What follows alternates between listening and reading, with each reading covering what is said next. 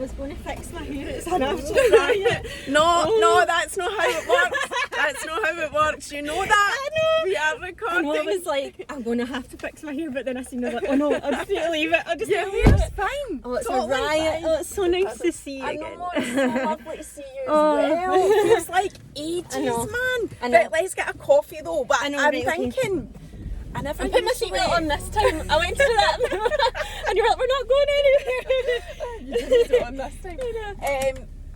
There's Tim Hortons Yeah, right that's there, fine. right? So Okay. rather than drive all the way to Costa, I That's thought fine. let's We'll just go go to to Tim Tim Hortons. I'll go down this way though and like to Yeah. join it at the right side. Yeah.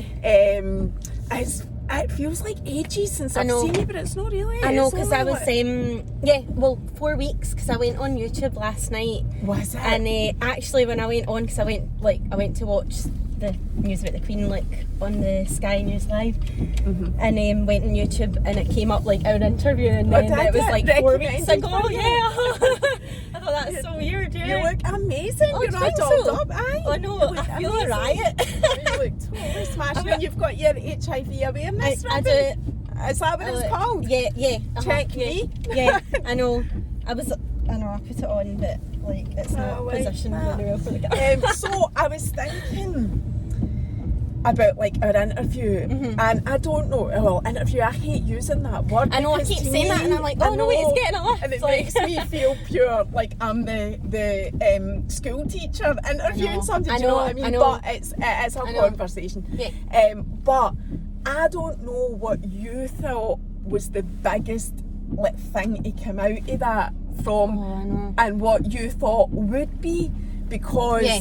I was thinking that you thought the domestic abuse was Yeah. like the biggest thing, Yeah. and that is massive. Totally don't want to take Yeah. away from that, but to me, I felt the biggest reaction was the HIV yeah. Oh my thing. god. Yeah. Like that was, and Yeah. I get that totally, and I think for me, coming away from it in shock but grateful that Yeah. you shared it, that's what I was thinking. And Yeah. but what we don't know is the people just hearing it for the first time and don't appreciate and understand is that you've been living with it for is it 4 years? 6 years. Is it 6 Well, years?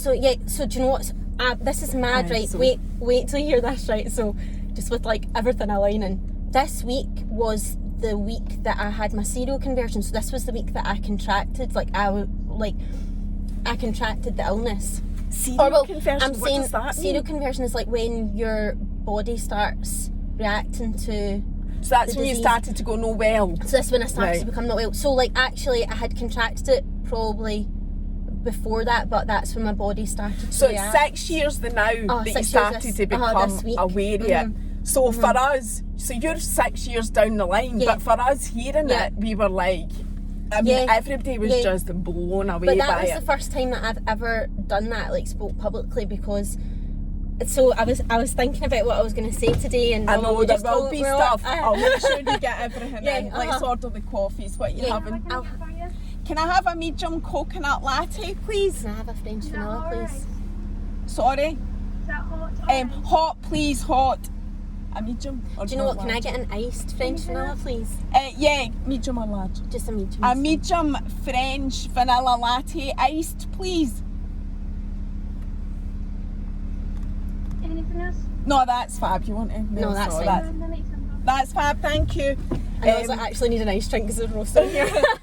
I'm freezing today, and I've just turned the heating down there actually because my car I feel is really freezing. warm, but I've had this massive jacket. So on, we'll make sure. Yeah. I did think that because the last time you had messaged me saying, "Oh, there was so much I forgot to I say," know. so I thought I need to make Uh-huh. sure that you get in because this is so important for you to Yeah. get in the things that you Yeah. want to say. So we'll make sure of that Yeah. before the end that you have said everything that you want Yeah. to share. So Mhm. what I was going to say was, for me, like talking has always been my therapy. So see, when I found out that I had this diagnosis, I couldn't talk to anyone, and that was one of the hardest things. So obviously, when everything like what happened last year when I escaped my abusive relationship, that was the first thing that I started doing, was just talking to people, and that's what helped me. So I think that's now why I feel more comfortable talking about that now. And also, whilst you had your page on, like you've got Finley's Maw, but you've also got that other Positive page that Survivor. you're not using. You're using Yeah, your Finley's yeah. Maw. But even though you were called the Positive Survivor, I don't recall seeing anything that talked about the actual diagnosis. It was all about just being in an abusive relationship and healing for that and whatever. So when you came on Getting a Lift, that was that box opened, and I felt like it was almost a massive relief for you. It was and a release that now that was it was out there and you now could speak about it. And I remember messaging you saying, the more you talk about it, the more you'll get your message out there, as in your stories. And I wasn't really expecting, like, you then became this amazing person talking in your stories. And you had to spoken It's like them just like my voice. at all. It's like And I was open, like, oh my God, you've totally found yourself. Yeah, I found my voice. That's fab, thank you. So that's amazing, and you have been on. I know you work full time. You've got Finley, and you've got your new house now as well. And you have been on as much as you can. I think it's amazing that you're doing that. Both about which one? Oh, aye, that's mine, right? Thank you. All right, fab. Cheers. Thank you. That does look nice. That's good. Brilliant. Thank you. Thank Right, you. we'll just park it up. Yeah, no bother. So I've been trying to go. That's the thing. I found it really overwhelming because I'm not used to like all the messages, and it's been absolutely amazing. It's been like a dream this whole the whole month of August. I was just But then what happens though? You get that overwhelm at first, but it's actually over as quickly as it happens. I know. And then you're like, no, but don't forget about this. You know, it's mental. You need to probably become accustomed to that if you're going to do social media. It's like every time I do a Getting a Lift, it goes over here. It's a wee bit quieter, a bit mental. That it's like waves of emotion and feeling and everything, and then it's over as quickly as it. So you do need to keep kind of talking about it to keep the awareness up and whatever. So where do you want to start? Because I don't really want to lead this. I'd rather you did get out everything you want to say. I know. So I mean, I did speak a bit about how it came about and the first time I met you, but and I feel like even though HIV and my diagnosis and everything in itself, it's like a separate thing to speak about, it's also really tied up in the domestic abuse, because actually, looking back, getting that diagnosis was the start of the abuse kind of increasing.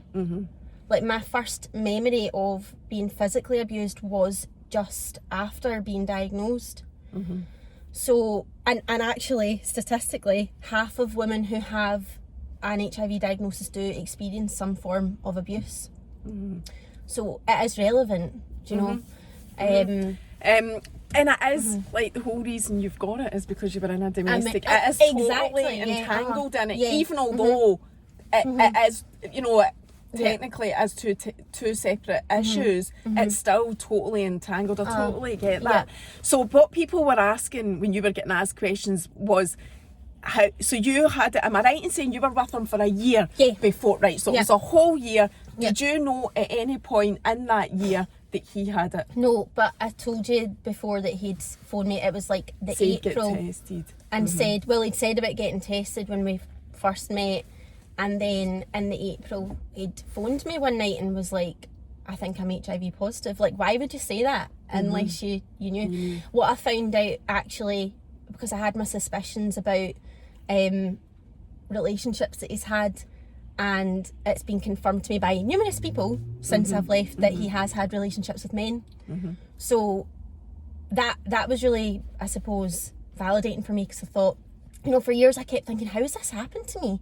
You know, like, I'm not, that, you know, there's a stigma about people getting it, that I've slept about and whatever. And to be fair, like, that, you know, that is kind of like how I've got it, not because I had, but because he had, and because he was taking risks, and he didn't respect me and other people as well, and obviously wasn't using protection. And so that is how he has got it, but I got it just like, you know, by complete you didn't know. You were sleeping with somebody that had it and didn't know. That's what happened. Like, every sexual relationship that I have had has been like I've been in a relationship, right? So I was just thinking, like, how has this happened to me? But obviously this other person's not you were being in a honest long and- term. By the time you found out you'd been with him for a year, and and I you'd thought, never hey. been sleeping about or doing anything like that.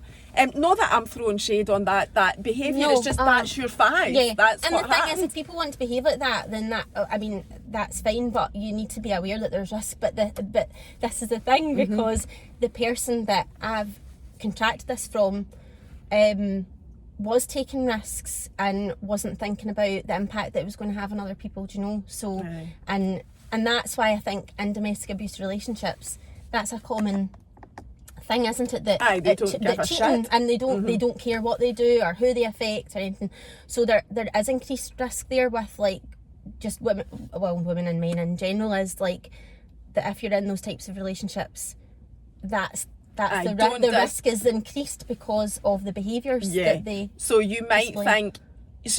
I think I know what you're trying to say, because you said this to me the last time after we'd stopped recording. That for you personally, you really want to get the message across that yes, you might acknowledge you're in a domestic abusive relationship and it's the physical and mental abuse, but what you might not be thinking is what sexually is going on, because what is he doing or she doing out with the relationship that you're completely unaware of, and therefore no taking precautions, perhaps. So yes, I do. It's something that some people generally maybe wouldn't think it, and that's what you're trying to say. Absolutely, That is one of the messages, and then the other message that I said at the end the last time we met was that I didn't think I was going to be able to get out. Like, that was holding me back from leaving for so many years, because I can remember being on the phone to my friend going, you know, telling her like things were bad, not telling her how bad things were, and she was saying, you know, Emma, you like, this isn't right. And then I was like, but I can't leave him. And she's like, but you can. And I was like, no, I can't, because I'm never going to be able to meet anyone again. Which is my ego as well, because like, well, not just that, it's the total, it's your own, like I was saying before about the stigma. I feel there's so many of us, especially like my kind of age, who lived through the 80s when HIV and AIDS was not a pandemic, wasn't it? What am I trying to say? Not a pandemic, but it was... Epidemic. That's the word, epidemic. And there was no cure, and it was a bit of a panic, and if you caught it, that was it. That was and I feel like from the 80s, apart from like when they did the Freddie Mercury tribute concert, and George Michael was at that. And that, apart from that significant event, I'm thinking it's fell off the face. Unless you go looking for the information, you will not know how advanced and how far science and medicine has become for people with HIV. So again, also I think, you know, if you don't know what you don't know. Exactly. And you have these. And there definitely is a lot of false information still out there. There's loads of people that have got like wrong views or opinions on it, like, so. And this was the thing, because when I found out that I was diagnosed, like, I couldn't tell anyone, but then when I started to tell people, it was like the people that were in my life at the time weren't a positive influence. And like, there was a situation with like a group of friends, and I one night thought, like, I need to tell them about this, because this is kind of how, like, the situation that was going on at the time had happened. So I had opened up to a couple of friends about my status, and the first thing one of them said was, oh, you can get that from kissing.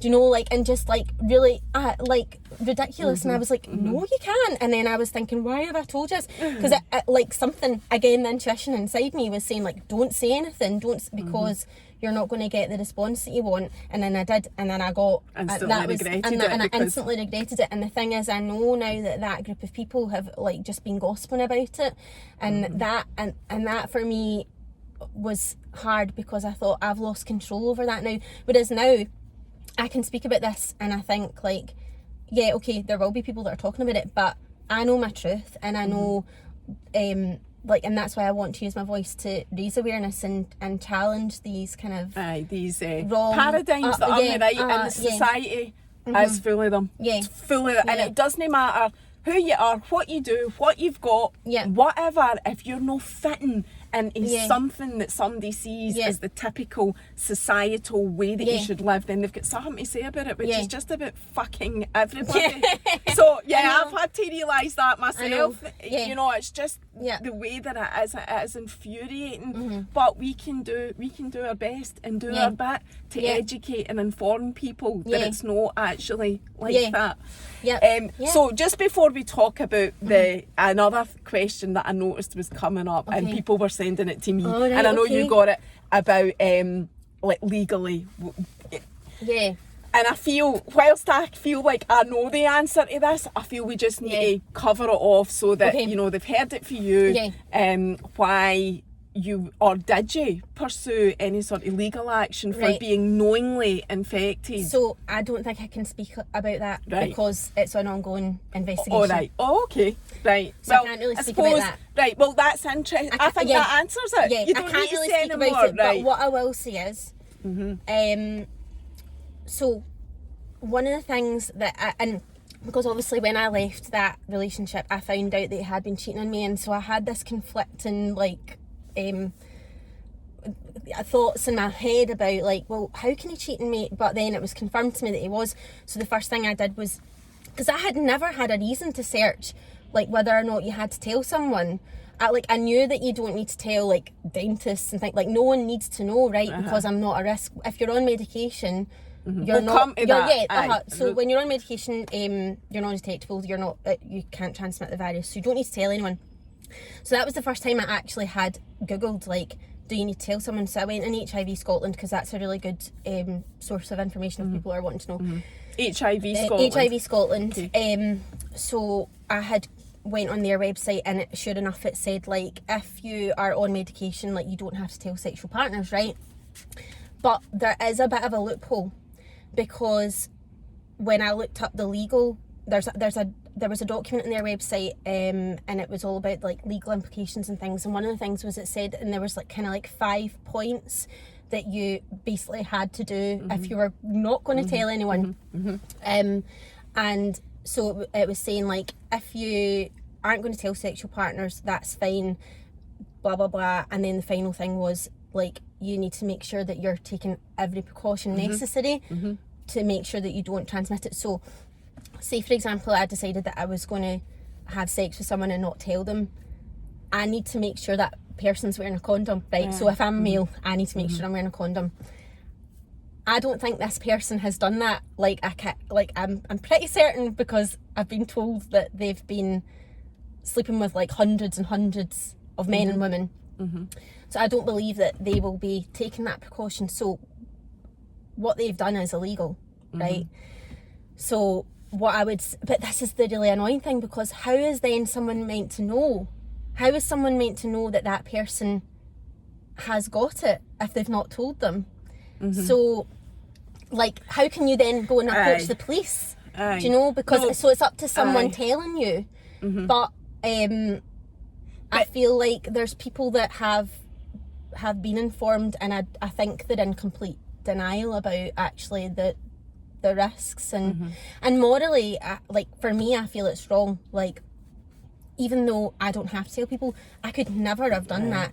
So it's funny, because we're talking about stigma and things, and like there's all this I follow a woman in the States, and she's very like vocal about her status, and says like, I don't need to tell people. But for me personally, because of my situation, because of how I have contracted this, there are people out there that are not going to be honest and put you at risk. So for me, I just think like, yeah, okay, if you're going to make sure that you're taking every precaution necessary not to transmit it, fair enough. But we know like those sorts of people, abusers don't think like that, do they? And that's what I was just going to say. Your message is, you've chosen to go public with it, right? And we appreciate, and I think that's what you're saying. Not everybody needs to do that. That's totally fine. We respect everybody's, choice. But it's to protect other people who might be in your position that you're doing it. But not only that, not I hear what you're saying about not everybody can pursue a legal conviction for it either, but in terms of your own morals, what you're saying is you personally, well, everybody now knows anyway, but you personally couldn't have a relationship without saying what your diagnosis is, and I think that's to be respected. You know, that's totally fine and down to your choice. So I'm just trying to think where to go back to, because there's the Finlay as well that people have asked about, and I wouldn't have even thought to ask you about that, but we about will. Being pregnant. Of course, We'll talk about that then. So because I'm on medication, like, Finlay was not a risk. However, like, when you have a diagnosis, your child still, there's a few things, and actually, like, that was quite traumatic for me. I had a brilliant pregnancy. Being pregnant was the best time of my life. I've never felt, you. oh my god, I know, because I, like, so many people have horror stories, but honestly, like, I loved being pregnant. I loved it. I think just mentally, physically, everything, I just felt so good in myself. But and you deserve that, to be fair. You deserve that. And I think I'm lucky because obviously the situation that I was living in, he wasn't there a lot of the time. But when he was home, it was a nightmare. But like, I had a long time on my own when I was pregnant, and I think that really helped. And and I had like a really strong connection to Finlay as well. So so everything was fine in pregnancy. The only kind of difference was that I can't remember how many weeks. It's kind of like in your third trimester, I think. You have to get no, you need to get your bloods taken. So I was getting my bloods, I think, like every month. But then when I got to my third trimester, I think I was getting my bloods taken every week. And I also got scans. So this was the thing, because I went and got a private scan. I didn't find out if Finlay was a boy or a girl, but I wanted to get one of the 3D scans. And then, like, after I got that, I went to my midwife, and she was like, "What are you doing that for? You're going to get scans every week when you're in your third trimester." And I was like, I didn't know that. So I'm going to see him, and I was like, this is the last time I'll see my baby before it comes out. And then she was like, no, you're going to see him like every week. And I was like, oh. So see, by the time like I'd had like my second or third scan, like at that point, like I was like, oh, this is like, it was just pure normal, do you know? Like, so the first time I seen him was so emotional, and then I was like, oh right, yeah, there's my baby. So I was getting scans every week. Or every couple of weeks, and then I was getting my bloods weekly, I'm sure. And then the other thing, so this is why it was quite traumatic, because this is when I started to experience stigma. Because the hospital that I went to, I'm not going to mention it or anything, but it's a big one in Glasgow. They are like a kind of, I can't remember the name for it, but they're like a kind of like the benchmark for like treating women with HIV, right? So, or not, or treating women in pregnancy with HIV. So I expected them to be non-judgmental. You know, they should be like that anyway. But when I was in labour, that's when I started to feel the effects of stigma. So like, I went up, I was having contractions, went up, and I'd said to the woman something like, and she was like, oh, what pain relief? And I was like, oh, gas and air, and I wanted a water birth. She went away and she came back and she was like, oh, the charge nurse says you can't have a water birth. And I was like, excuse me? And she was like, oh, well, because of your status, because of your diagnosis, like, because there was other people.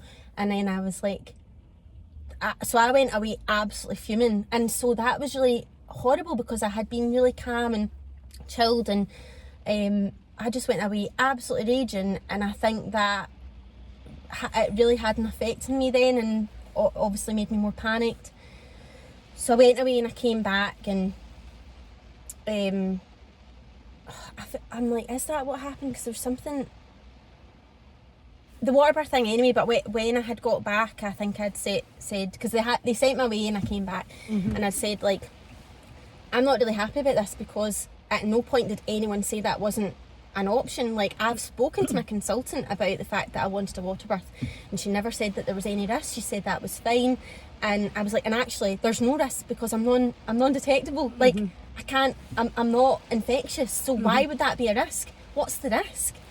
and they couldn't answer me anyway. Like, I wasn't happy, and they went away. And And was that just personal stigma of that I charge actually nurse who have. clearly I wasn't think educated so. on it? I think so, because That's crazy. I've got no idea why that came about. And then they went away and they spoke about it.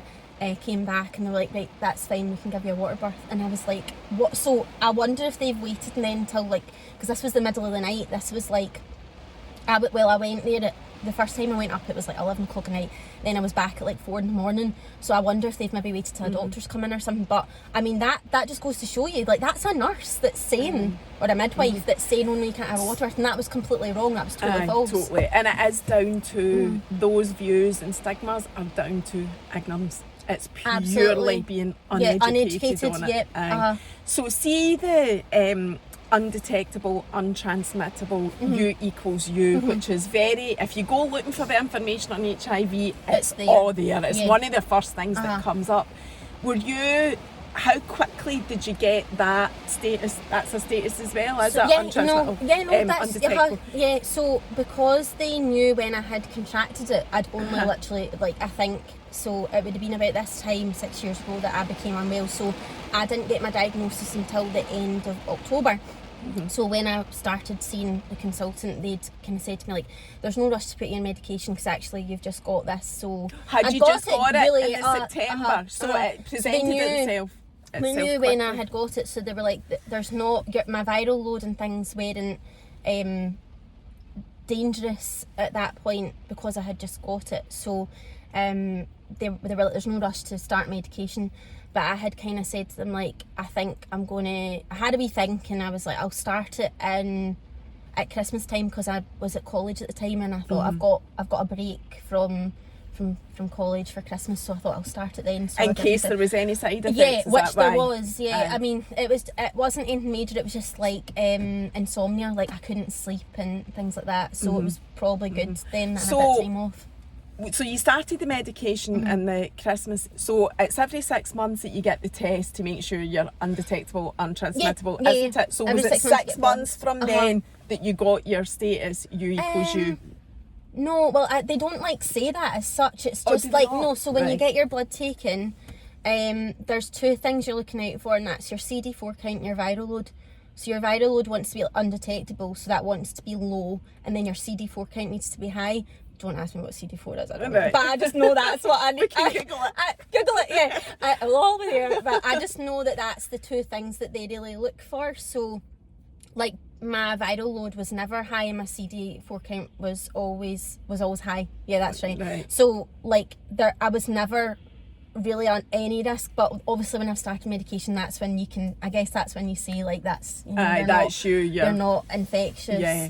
So when you had Finlay, did you plan to get pregnant? Had you always wanted? Yeah. Oh, yeah. I'd always wanted right. kids. Did you know before then you got pregnant that there was very little risk of passing it on to him? Yeah, right. I So knew that. I'd had those conversations with the doctors and things, so I knew there wasn't going to be any risk. This was the other thing.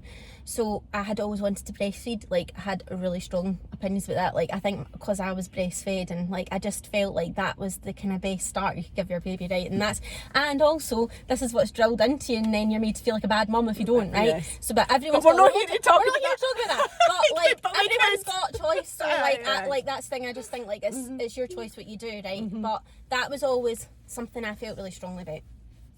And my nurse at the Brownlee, that's where I received my treatment. So my named nurse, she was like, you can breastfeed if you want. There's no risk. There's no research and there's no studies done, right?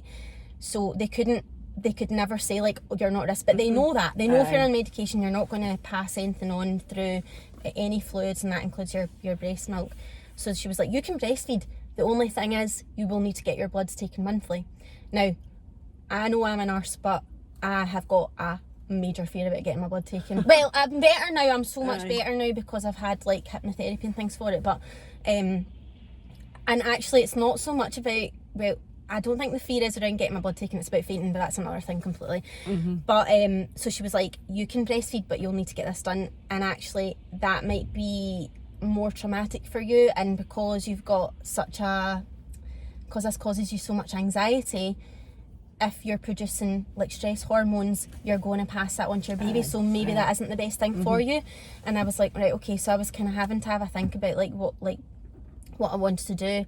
But then again, at that other hospital, it was a nurse that said to me, or a midwife had said to me, no, you shouldn't be breastfeeding your baby. Like really judgmental about it. And I was like, but I can breastfeed my baby. And she was like, no, I just don't think that would be. And it wasn't because of what my nurse was thinking. I'm just thinking about you and like the stress it causes you, and that, like thinking about the impact on your baby.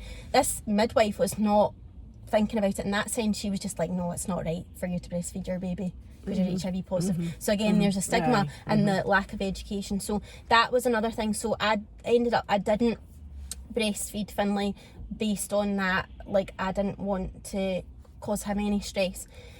But it's one of my biggest regrets. I have a lot of regret about that. It makes me quite emotional, and like so I'm not going to cry.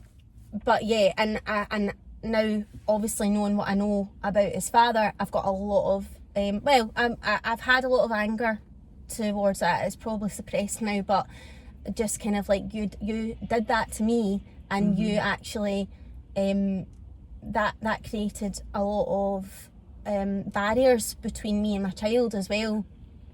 I mean, me and Finlay have got a great relationship, so it's not affected it in any way, but it's something that I really wanted to do, and I feel like that was taken away from me because of someone else's actions. I get that.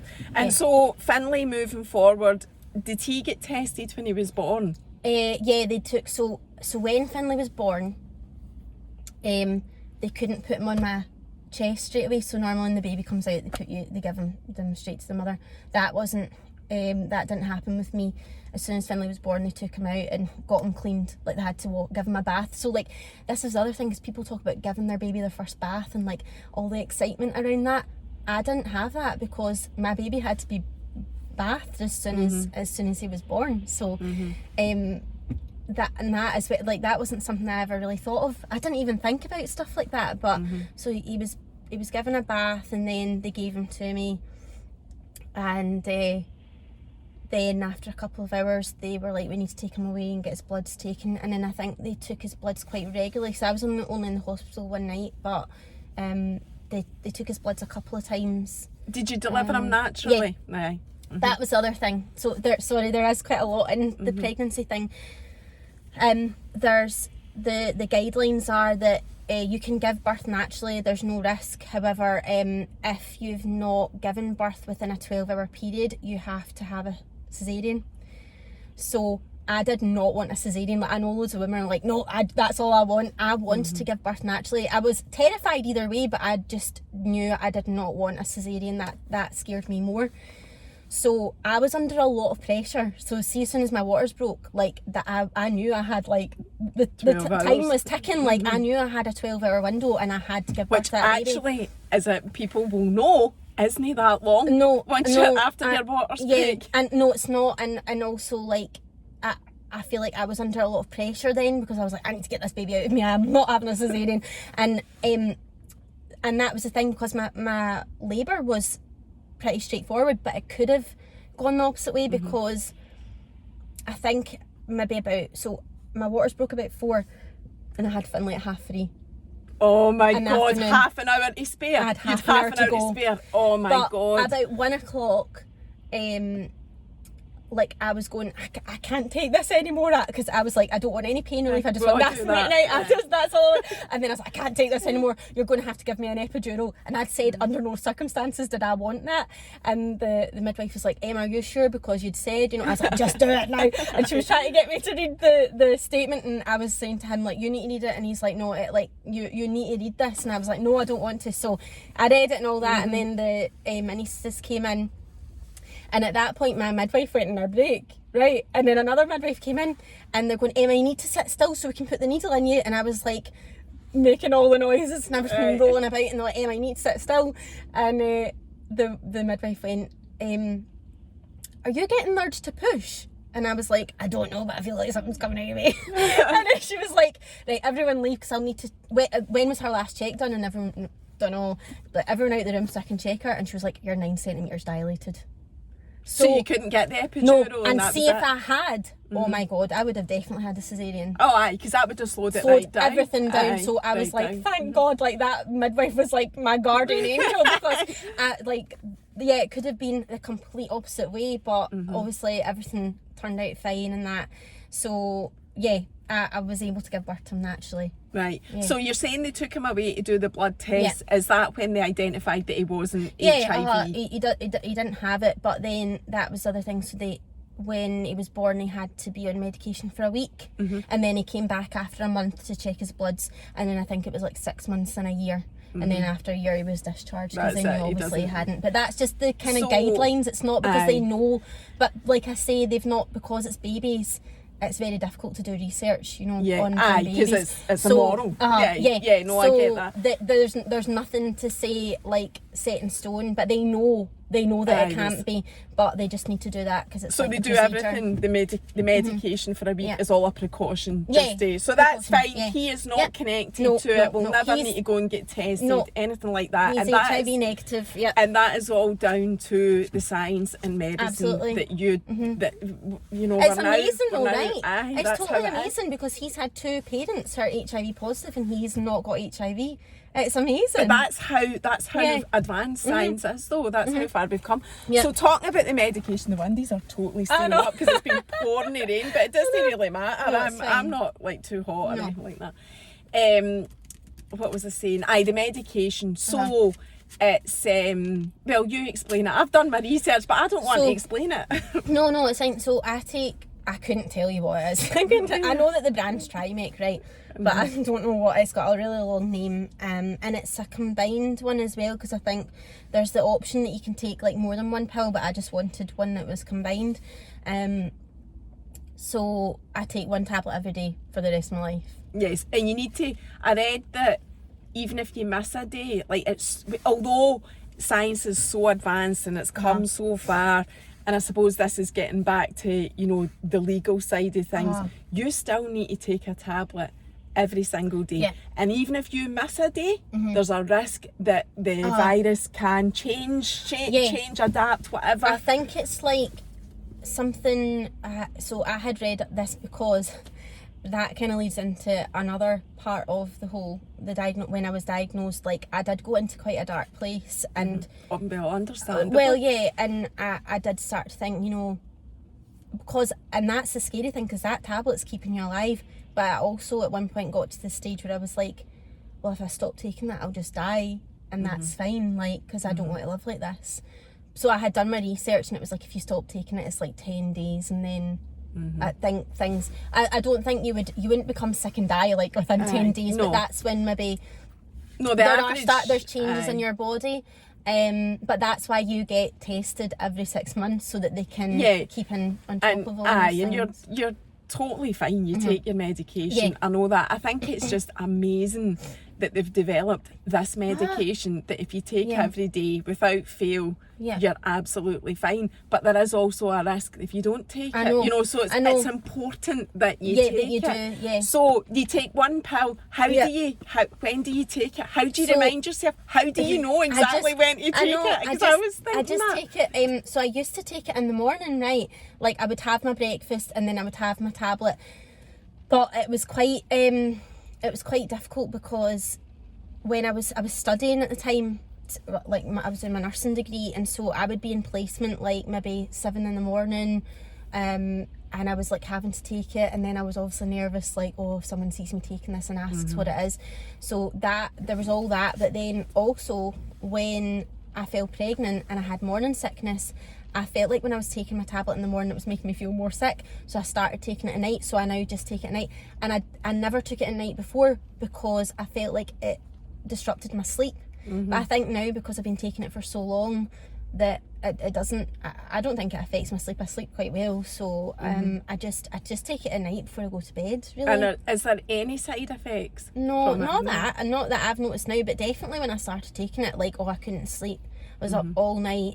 I remember I did feel quite nauseous like for a while, I think, and that's why I always like had my breakfast when I like took it and had my breakfast, because I realised that when I was taking it and I wasn't eating, I was feeling more sick, which probably explains why it was exacerbated when I was pregnant and had kind of morning sickness. So what it means is you take your medication every single day, and that means that you lead a totally normal life with a normal outlook, prognosis, etc., etc., and you go every 6 months and get a test just to confirm that your counts, like you've said, are at the level that they I'm should not be, infectious, so that you can't infect anybody, even if you are in an accident, your leg falls off and you go to hospital. You can't infect pass it on because you take your medication and you get tested regularly, and that's you Google that. That's the information that you get. And I noticed that somebody had asked you about, does it affect your job? Again, I think you would only ask that just purely because you don't know. And I also think it's fine to ask questions. I'm of the opinion I would rather somebody asked than not ask it because they feel like it's a bit rude or ignorant or whatever. I'd rather people ask questions and then you can answer it and say, well, it doesn't affect your job because you're not infectious to transmit it. So things have come quite far. A really long way, I just want to go back one wee bit to ask that it just popped into my mind, and you might not be able to answer it, and that's totally fine as well, but I will ask. So see, obviously your partner, ex-partner who gave you it, was he taking medication? Because there's a thing that is that part of the... Well, I don't know. I can only speak for myself. Right. But from what I see in those kind of final weeks, I didn't see him or notice that he'd taken it. So I can't honestly say that. I don't know. So when was he diagnosed in relation to when you were diagnosed? How far apart? He was diagnosed, so from what he has told me, he was diagnosed the October. So I was unwell at this time, and then it was like a couple of weeks before I was like, you need to go and get a test. And then he made up some I'm going to have, because he was out in Canada, and he was like, I can't just go and get a test over here, I'm going to have to say that I've been sleeping around with people, which he probably was, to be fair, as well, over there. And so he went and got tested, and it was so funny because we ended up getting the keys to our flat the day he told me. So it was like the end of October. So I think he must have, it would have been October then he would have been diagnosed. But you were actually diagnosed first? Because you took Nobel first? I was diagnosed second. Right. Yeah. So what I was trying to establish was he was aware of it, but had done nothing about it until you became unwell. So he was aware that he definitely said to you, he definitely knew. Why would you say that? I get that. But I just wasn't sure if he'd actually even had it confirmed before. No, I totally get that. So life now, what is life like? Since she, tell us about, like, since she, it's almost like saying came out, but I don't know if that's the right terminology, is it? When came out about my status. I hate that word, actually, status, it's horrible. It's been fine. I think I lived in fear for so long that it was just going to be awful, and I've been in so many situations, like, throughout my degree where like people were making really ignorant comments, and I was terrified, and in my mind I was going, that's wrong what you're saying, and I was so angry, and I wanted to say, well, actually I am HIV positive and what you're saying is completely wrong. But also I remember at one point being in like the staff room, and it was kind of COVID had been about for about a year, and there was a article came out about something to do with COVID and HIV. I can't remember what it was, but a couple of the nurses were like that, oh, imagine finding out you've got HIV, and like, oh, sorry, I've just ruined your life, right? And then at that point, obviously I was in a relationship, and I was thinking, well, I've got HIV and my life's not ruined. But then of course when I left a year ago, I was like, oh my god, my life is ruined, my life is over. So that was at the time I really want to say, well, actually, I've got this. And that's nurses. That's 2 nurses that are saying things like that. I had loads of that throughout my degree, people saying things, and I just felt like I couldn't speak up.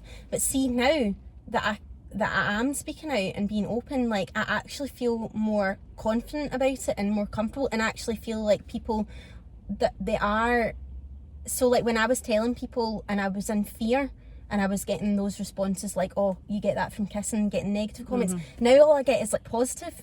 Like I get like positive feedback and positive responses. So I'm glad I did it, and I'm glad I can be open about it now. I still do get a wee bit nervous, like I can't even think. I think I just lived in fear for so long. I'm still kind of conditioned that way. And you still need to process it. I mean, you only became public about your diagnosis 4 weeks ago, so it's still very early days. And also, you're still on your path of educating people, and that's what we're doing. We're trying to, you know, make people aware that it's not this a big scary illness. That it once was. And that's the thing, because I remember one of the things that, I can't remember who said this to me, but it was definitely, it came from like healthcare, so like a nurse or a doctor, and it was like, if you were given a diagnosis of diabetes, like that would be worse, because it's harder to manage, like diabetes is, and it has so many health complications. But actually getting a diagnosis of HIV, like, it's fine. It makes no difference. Like, you're on medication, so you're going to have a long and healthy life, and you'll be just as healthy as everyone else. And it is much easier to manage. It's so much easier to manage. So we said at the last, and again, I'm conscious that this includes somebody else, so I don't want to go too far into that either, because it's no fair on, you know, your new partner. That was what I was going to say. You'd said you had met somebody new. So what was that like? You know, because you weren't public and whatever. So just your general, how you felt and whatever. Like I say, I've got to respect that it's I wasn't nervous because I knew what he was like as a person. You knew him anyway. I knew. Well, I'd been seeing him for like maybe a month, and things were going really well, and I just thought I would rather tell him sooner than later, because I could see the way that things were going, and I didn't want to be in a situation where I was like, wait a minute, like, I need to tell you something. I thought I want to tell him, and also I could say something really rude and funny, but I'm not on it. I know, no, it's fine, you can tell me after. But like, he, I thought, no, I was at the place where I was like, see if I tell someone and they don't accept it, they're not the person for me. Like, the person that the person that I'm meant to be with is going to love me no matter what, and is going to accept me fully for who I am, regardless of my status. So I knew that he was really accepting of me in many ways. Is this the first person that you had met like that yes. since? Yeah.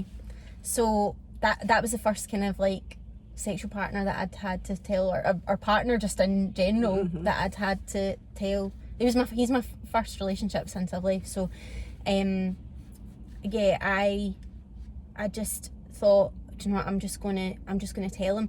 And do you know, I told him, and he didn't even react, right? So I went home that night like, does he know what I've told him? Is he getting this? Even you're expecting the stigma there, aren't you? I was expecting a pure reaction, but no, nothing. Like, and he just kind of said like, you know, I accept you regardless of anything. Like, I accept you fully, and so that was validating as well, because I was like, okay, he doesn't care. Like, he doesn't care about anything. Like, and you are extremely. I'm sure you're grateful anyway, but you're so lucky, because look at the stigma that you've come up against with people actually in the healthcare profession. Loads of stigma in healthcare. You know, and he's not in that field. No. So for him to completely accept it is amazing. I know. And that's still going well, and because I think that was the happy ending, and it's this happy ending as well. So I'm conscious there's 10 minutes left. I want to make sure that you've got everything in that you want to say. Have you covered everything? I think so. Because I did want to I touched on the whole mental health thing as well, because it was really difficult. Like, and because I wasn't supported by him as well, and this is the thing, because your partner should be someone who supports you. I feel like they should be supportive of you no matter what. I felt like, and it's so funny, because my story of how I got it, and what happened after that hasn't changed, but the way I tell it has changed in a way, because I would have said, like, if someone had asked me, or if I had been telling someone the story, I would have said, like, when I had got my diagnosis and I got home, I was in bits. I was really, really upset because it was a shock, even though, because I was in denial a bit, because when he told me that he had it, I didn't think, oh, I've got that too. It wasn't until I was sitting in the clinic waiting to get tested that I went, I'm going to Google the symptoms of HIV, which, by the way, there is none, but when I was talking at the start about seroconversion, that's your flu-like symptoms. So when I was sitting in the waiting room and I'm reading this and I'm going, oh my God, that was me a month ago. I had every single symptom. And so I knew at that point, I was like, it must be, I am positive. So when I got home and had been given my diagnosis and was really, devastated, I got absolutely no reaction from him. I got no support. I got no comfort. I got nothing, no empathy, no remorse, nothing. And I still, I wouldn't have maybe used those words. I remember him saying to me, what are you so upset about? You just need to take a pill every day for the rest of your life. Really cold. But like when he had told me his diagnosis, I was like, I'm going to be through, I'll stick by you no matter what. Like, this doesn't change anything with us. And I was really, like, I feel like committed. I was a really, committed, empathetic in my response. But I got nothing from him, absolutely nothing. And then every time, like, I would go to get my blood taken, which was a really traumatic thing for me, nothing. What are you getting so upset about? I just go in and I don't get why you're so upset about this. So I see it in a different light now. Like, at the time I couldn't understand. Obviously I'm making excuses for his behaviour, going, oh, he must feel guilty about what he's done. He doesn't have any guilt. He has no remorse. He's never apologised. He's never said sorry. And there was times when things would be heated, and at one point, and I think I held back for so long to say it, and then one day it just came out, and I was like, you did this to me deliberately. Like, you knew that if you did this, like, what you were going to do, like, you were going to trap me. I wasn't going to meet anyone else. And I can't remember, I think the first time I said that, there was like this, like, absolute look of like, oh shit, I've been caught, because he was like, do you really think that? And then obviously I went, no, I don't think that. But then I'd said it again later on, and that was obviously, there was more violence like that at that point. So he was terrified, because he knew what he'd done. Right. And he knew that you knew as well, so that would give him the and fear. I did know, but I was just in total denial about it. And then obviously it wasn't, because I said that, I touched on it briefly, I thought because I had that diagnosis, I knew that I couldn't just go and sleep about with people. So I thought he obviously would think the same.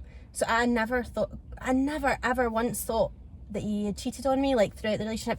But he would obviously accuse me. So when after I had Finlay, I remember, like, having bruises in my legs from, like, carrying the car seat to the car from the house and all that. And he was, like, accusing me of having an affair, and I'm like, I've just had a baby, but I don't want to sleep with you, let alone anyone else.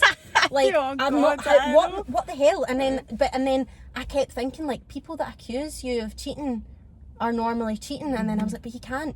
And I was in denial about it for so long. But then obviously when I had left that relationship and found out that he'd been cheating on me with the neighbour, I was like, that's when it all started to kind of piece together. And then I was remembering times, like, situations and events that had happened throughout the relationship, and I was like, oh my God, he was cheating on me the whole time. You always feel like a dafty, don't you, when you look back on that? I've been there. Yeah. So, see the mental health thing that you were saying, what has that been like throughout the 6 years? Yeah. Because I would imagine with the news of the diagnosis, that probably would be quite dark. Yeah.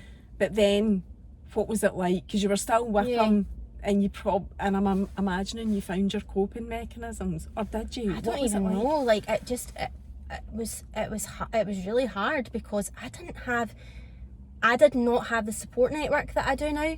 I've got so many amazing people around me, and at that point I also didn't have a relationship with my mum at that point. Like, I didn't speak to my mum, I didn't speak to my sister, didn't really speak to my brother.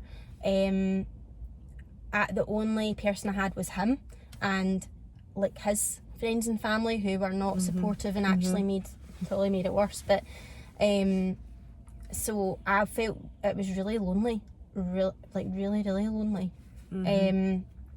And I suppose the first time that I felt like I had support was maybe like a year later, because I obviously was at college, and and that was the other thing, because I had a friend at college that I told, she was lovely, and then but I kind of lost touch with her, and then I went to uni in Stirling, and then I met my friend Mary, met her. She's like constant, but I met her on the second day of uni, and the reason we became friends is because we were in this lecture. It was an occupational health nurse. I don't even know why this was a thing. She was talking about I think it was about our health, and then she was talking about, oh, don't share toothbrushes because there's a risk of catching HIV, right? And I just went, God, what? And she did it at the same time. She was like, eh?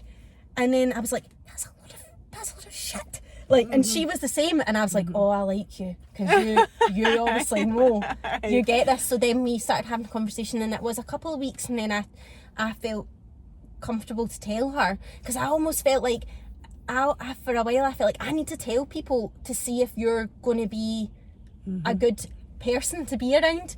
So I thought, like, if I tell people and they reject me, then like that's okay, like I don't need to kind of worry about them, and then the people that matter will stay. So like which maybe is an unhealthy thing, but if people rejected you when you've told them, has that happened? Have people done that? No, I haven't. I've never noticed that, but like people have like rejected, like I'm talking about more people on his side, like have made negative comments, and but that's just ignorance. But that was how I became friendly with Mary, because she obviously she knew, like, and then and we've been friends ever since that second day, and we've had our babies together and everything. So she's been amazing. So like that was the first time I really felt like I had someone to talk to, and someone that got it. And then from that, like, I remember it was coming up for World AIDS Day, and I seen there was a lecture on in Edinburgh, and it was HIV Scotland, and so I said to her, do you want to come through, like, and come through to this? So we went together, and then I met a guy who at the time was working for HIV Scotland. He was amazing. So I've not spoken to him in a while, but we've kept in touch. And then from that, like, on World AIDS Day, like, I was going to the Houses of Parliament, because they have like a kind of a meeting every year. They've not had it for the last couple of years, obviously because of COVID, but so I got to meet more people in the community, so that was good. Like, so I met people from it, but that first year was really lonely and dark. But you found your people, and I have. And I also think I was thinking about this when I was driving over. Finlay has been like, having Finlay was like life-changing for me, because I had a purpose, and I knew, like, I have to live now. Like, I have to try and make the best of my life, because I've got Finlay. So that changed my life as well.